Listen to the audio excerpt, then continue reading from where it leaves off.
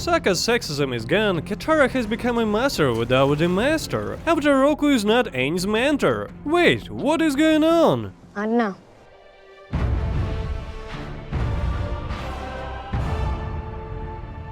Unfortunately or fortunately, it's happened. The Netflix adaptation has come out and brought a huge imbalance to our world, as well as the foreign nations. My duties that I don't run away from, duties that aren't duties, oblige me to inform you about 10 changes in the Netflix adaptation that significantly ruined the original story of Avatar: The Last Airbender. Warm greetings to all my fire friends, it's me, MultiAlexson. There may be spoilers ahead, so watch out. Perhaps the most disappointing change, which not only surprised me but also fans, is that Katara became a waterbending master without being taught by one. You little peasant! You found a master, haven't you? Yes.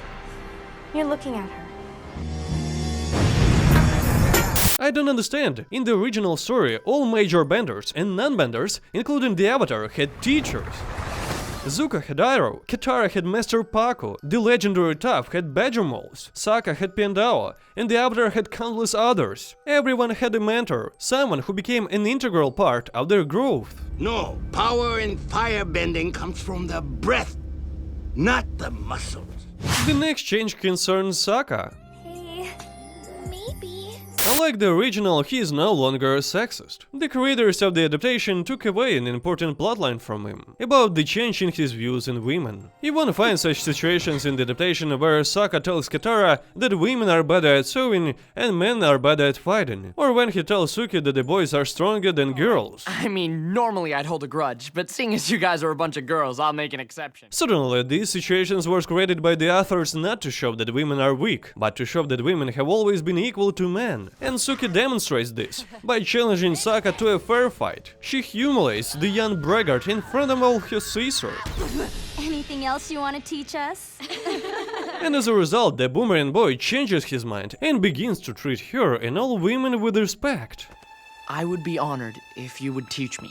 It was a great example. However, it's not there in the adaptation, and won't be. The showrunners didn't explain why they changed it. Only the actors Kevin Tarble and Ian honestly said that these moments with sexism were very questionable. Apparently, in their opinion, all sexes in the world are extinct, so it's better not to show the world that such people exist at all, and they can change their minds about women. Perhaps the original creators were wrong to add such a questionable example. You are the most sexist, immature, nut-brained... I'm embarrassed to be related to you! The world of spirits is a mysterious place that has many rules. This place is close to humans, and only the Avatar, a person who is called a bridge between these two worlds, can enter it. Of course, there are some ways through which even other people can get there. It can be a person who has a strong connection with the spirits. However, in addition to this, such person must do a meditation in a sacred place to get into the world of spirits. Why am I saying all this? The point is that this rule was broken in the adaptation. Aang somehow pulled Sokka and Katara into the spirit world, and they didn't even meditate or have a strong spiritual connection. Somehow I brought you guys with me. How is that possible? Avatar Roku is no longer Aang's main mentor. How did this happen? I don't know. How can the Avatar even understand what the Avatar's goal is, if no one explains it to him properly? Kyoshi repeated only two things: Avatar state, fight or die. Yeah, she also said that Northern Water Tribe is in danger, so fly there and do your duties, you lazy bone. That's all. No one told him about the main goal that Avatar should fulfill. That's because it was the Avatar Roku who did it all. He told Aang that the Avatar had to restore balance to their world, about Sozin's Comet, about mastering the four elements by the end of summer in order to defeat Ozai before the comet arrived. Also, he told him an important thing about the Avatar state, that he could be killed in this state forever. What do we get in the adaptation? That's right, nothing. Hello, Aang. The legend of the scary spirit Ko has also been changed for the worse, in my opinion. The show added an archway where the evil spirit captured Katara and Sokka when they accidentally wandered in the spirit world. To capture his victims, Ko fulfills their deepest desires, and then, like a spider, wraps them in a cocoon and waits for the time to steal their sweet faces. It seems like a good idea, but the legend of the face stealer is not the same as the original sources. It says that the Ko takes the faces of his victims when they express their emotions in front of him, and I'll tell you, it was really quite scary. This code doesn't give me that impression. By changing one detail, they changed the entire character's arch. Plus, in the original, Avatar didn't meet with the spirit because he wanted to free his friends. He was looking for an answer from the oldest spirit, who knew where the spirits of the moon and the ocean were. You've come to me with a new face.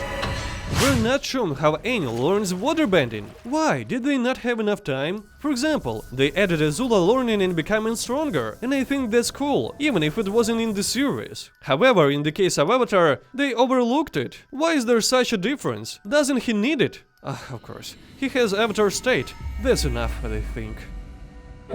In the original, the Avatar learned waterbending from Katara and Master Paku. In adaptation, there were no moments when Aang learns waterbending with Katara. Yeah, they tried to play it off and showed the moment when Aang refused to learn waterbending. They gave him a line like, Maybe later. what absurdity! In the original, he always wanted to learn a new bending. The adaptation doesn't show the development of the Avatar's power, his difficult path of mastering of all the elements that are needed to become a true Avatar. Come on, this is a fucking season about the water element, and it doesn't show how Aang learned waterbending. Maybe later. Bumi didn't help, only blaming. And you left us. Why do they all behave like that? I understand that there was a similar episode with an old man who just grumbled that the Avatar had disappeared, and all this war, suffering, etc., all this was his fault. There was only one character with this behavior, and it was enough. But no, adaptation does it from all sides. First Sokka, then Avatar Kyoshi, then Bumi. Maybe someone else, I don't remember. How can an old friend, not knowing what happens to Avatar, behave like this? He has to support and help. That's what happened in the original series. He was one of the first to tell Aang what he to do, and he also taught him to think outside the box, through various trials. Of course, in this adaptation there was also a lesson from Bumi, but it was radically different. They chose a cliché from superhero movies where there's only one choice. The Avatar must always choose between something and sacrifice. And learn what it means to be the Avatar.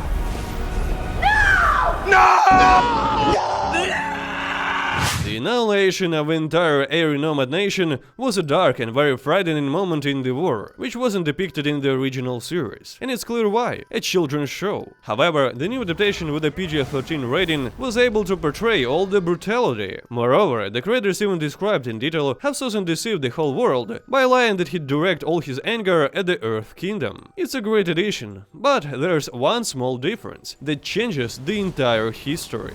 It turns out, Aang survived and disappeared for 100 years accidentally. He just wanted to fly an Appa to clear his head and understand the burden that had recently been placed upon him. Aang, you are the Avatar. In the original series, the Avatar doesn't accidentally freeze for 100 years. It happens because he ran away and didn't want to be separate from Gyatso, didn't want the great power and responsibility. So when he heard he was being sent to another temple, he took the same action that ultimately led to his disappearance.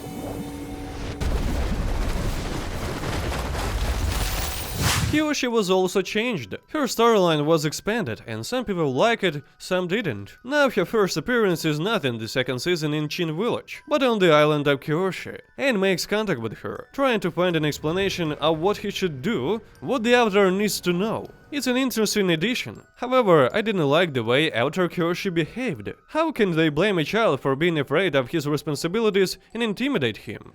Run away from your responsibilities again, and even more will be hurt. This is the worst Avatar training I've seen. Where it's shown in the original is the previous incarnation of the Avatar behaved like this. Plus, as I said above, Aang didn't run away according to their canon. How can she blame him? Anyway, now instead of the original canon where Aang ran away to save Suki's village from Zuko and Saint's forces, the spirit of Avatar Kyoshi comes to the rescue to protect her village. In addition, Zhao and his warriors were added to the star line. As a result, this change took away the Unagi plotline and the fun koi fish rides.